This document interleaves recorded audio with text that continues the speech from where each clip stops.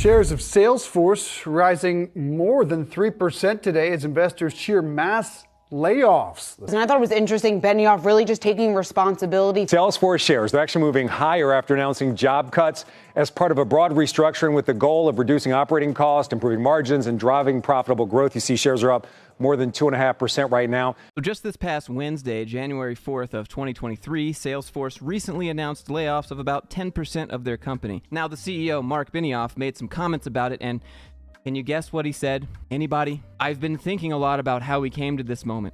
As our revenue accelerated through the pandemic, we hired too many people leading into this economic downturn we're now facing. And I take responsibility for that. And we know how it goes. They take full responsibility, but they bear none of the consequences. Actually, in this case, when the layoffs were announced, the stock price of Salesforce jumped. So this is the current Salesforce stock, and this is when they announced the mass layoffs. Now, what if I told you that the CEO of Salesforce, Mark Benioff, has been selling stock almost every single day? We know it's kind of a meme that everyone gets fired and the CEOs run away with their golden parachute, but I've never seen such a direct example of profiting off of people being fired. So this website is called SEC Form 4, which basically just shows people trading and selling their stocks. So within the last year alone, Mark Benioff, the CEO, has sold $192,184,471 worth of Salesforce stock. Within January alone, just a few days now, he has sold $296,834 worth of stock. So this is before the layoffs. You can see the stock was trading at $134 a share. The day of, he sold the same amount of shares for $139 each, which brought him a nice almost $4,000 extra bonus for selling the same amount of stock he did before. Now, that might not mean much to him, but that is profiting directly off of the announcement of layoffs. Go ahead and make your money. It's your business. You can do whatever you want. I'm sure you've hired a lot of smart accounting people to maximize your income, but please stop calling your workers family or, as you prefer, ohana, especially when you make money off of their loss of a job. Now, I'm going to bet that these purchases are planned well in advance, but the optics on this just look bad when you say, as one ohana. So this is the letter that the CEO of Salesforce made to the SEC announcing the layoffs. Important company update. He starts off with, as one ohana. By the way, that loosely means family. So, as one family, over the last 23 years, Salesforce has built the #1 CRM that drives incredible customer success along every line of business, blah, blah, blah, blah, blah. However, the environment remains challenging, and our customers are taking a more measured approach to their purchasing decisions. That's a great way to say they're just not buying as much. With this in mind, we've made the very difficult decision to reduce our workforce by about 10%. I've been thinking a lot about how we came to this moment.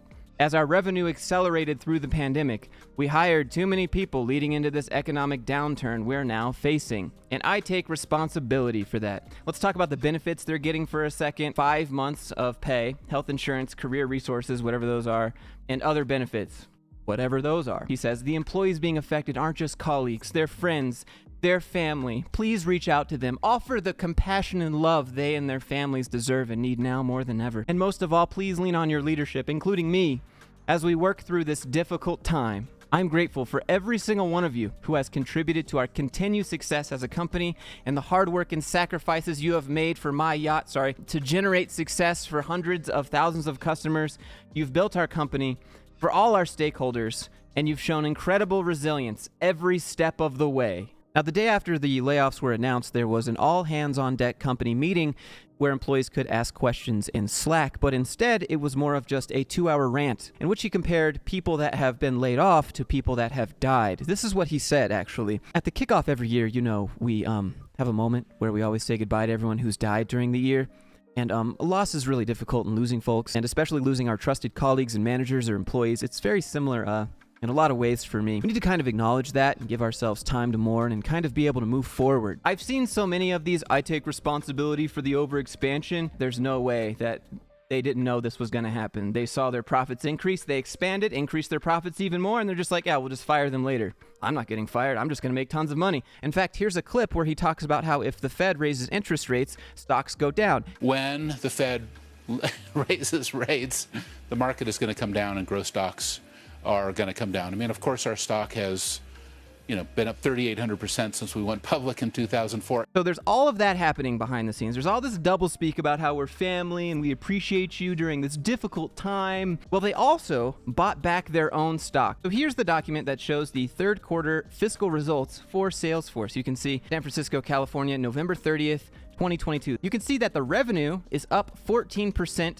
year over year. They returned $1.7 billion to shareholders in the third quarter in the form of share repurchases. So what does that mean? What is a stock buyback? When a company has excess profits or otherwise has accumulated cash on its balance sheet, there are a few different ways it can use that money. It can reinvest profits into the business by developing new products or increasing its inventory. It can acquire other businesses like it bought Slack. It can pay a dividend to shareholders, but Salesforce doesn't have a dividend that it pays out to shareholders. Or it can use its cash to pay its employees or buy back its own stock, which reduces stock dilution and brings the value of their stock up. So that means when the CEO, Mark Benioff, sells, he now makes more money after buying back his own stock. Now, let me give you a quick note on stock dilution. Salesforce is a company that offers stock options to their employees, meaning that every time a new employee joins the company and exercises their stock option, everyone else's stock there is diluted, because new shares were just invented out of thin air. It's kind of like inflation for stock. Now, when the company buys it back, they business expense it,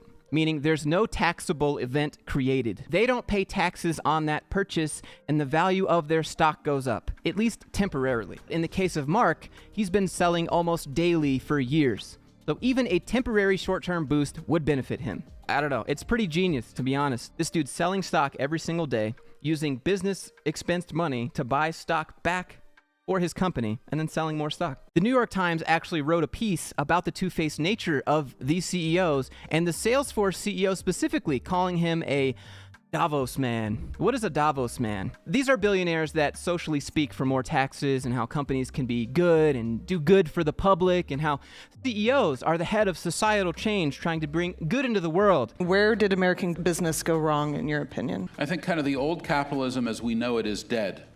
And we need a new capitalism, which is a more fair, a more equal, a more sustainable capitalism, a capitalism that balances shareholders and stakeholders together. That companies can do well and do good, that companies are these tremendous resources with relationships and technologies and products and all employees, all this capability, they can be unleashed, for the public good. But then they turn around and lobby for less taxes and use all the loopholes they can. Here's an example with Mark Benioff specifically. He and Salesforce collectively contributed $7 million towards a successful 2018 campaign for a local ballot measure that levied fresh taxes on San Francisco companies to finance expanded programs for the homeless. And these new taxes were likely going to cost Salesforce about $10 million a year. But that same year the CEO backed that ballot measure, his company recorded record revenues exceeding $13 billion while paying a modest sum of $0 in federal taxes. Salesforce deployed 14 tax subsidiaries scattered from Singapore to Switzerland, moving its money and assets around in a masterful display of accounting hocus pocus that made its taxable income vanish. His individual compensation the next year would exceed $28 million, and most of it is in stock grants and stock options. And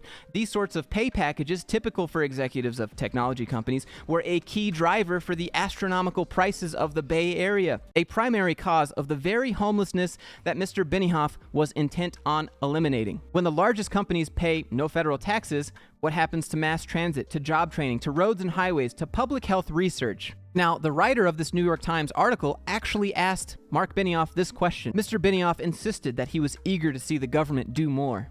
He said, "I'm the one who's advocating for more taxes for companies," pivoting back to the story of the San Francisco ballot initiative for homeless services. He says, "I agree that companies don't pay their fair share." And then the writer of this story for the New York Times puts this right below it. Salesforce was a member of the Business Roundtable, a Washington lobbying organization that played a pivotal role in delivering a $1.5 trillion collection of tax cuts during the Trump administration, a measure that Mr. Benioff later celebrated for boosting his company's sales. The article basically ends with this. It says, Mr. Benioff relished his identity as a digital disruptor intent on turning business into the driver for social change, but his philanthropy, his genuine likability, and his commitment to improving the state of the world obscured the central reality of his enterprise. He was an enabler, a beneficiary, and a custodian of the world as it was. For me, I would just say that's a lot of words to describe a hypocrite. Now, you might be wondering, how all these companies just don't pay any taxes. Apparently, during President Bill Clinton's administration, the Treasury Department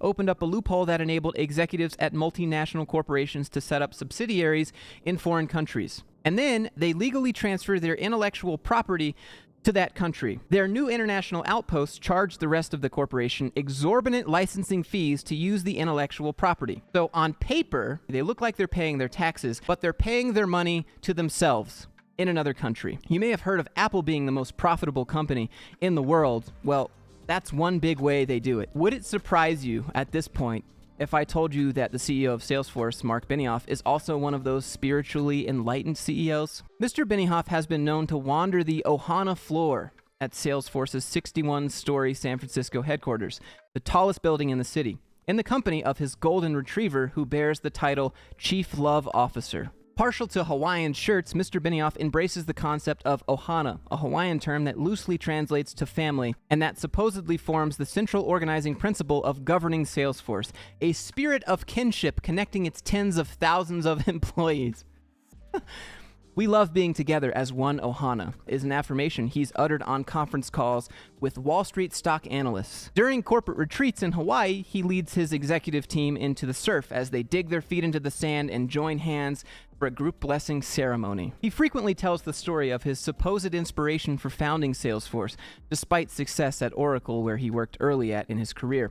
Apparently, Mr. Benioff was plagued by existential doubt, prompting him to take a sabbatical to southern India. And there, he visited a woman known as the Hugging Saint, who urged him to share his prosperity.